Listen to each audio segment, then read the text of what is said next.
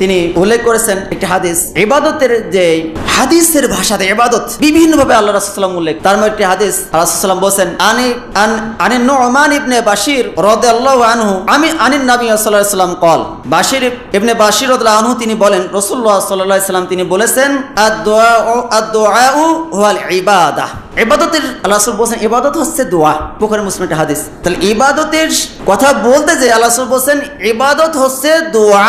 আর আল্লাহ তাআলা বলেন যে ক্বালা রাব্বুকুম উদউনি আস্তাজিব, তোমরা আমাকে ডাকো, মানে আমার কাছে চাও, আমার কাছে দোয়া করো, আমি তোমাদের ডাকে সাড়া দেব। তোমরা যদি আমার কাছে চাও তাহলে আমি তোমাদের ডাকে সাড়া দেব। এটা একটা মুহাম্মদ সাল্লাল্লাহু আলাইহি ওয়াসাল্লাম উম্মতের জন্য একটা স্পেশাল পাওয়ার, যা ইতিপূর্বে কোন নবীদের নবীদের অনুসারীদের পাওয়া ছিল না।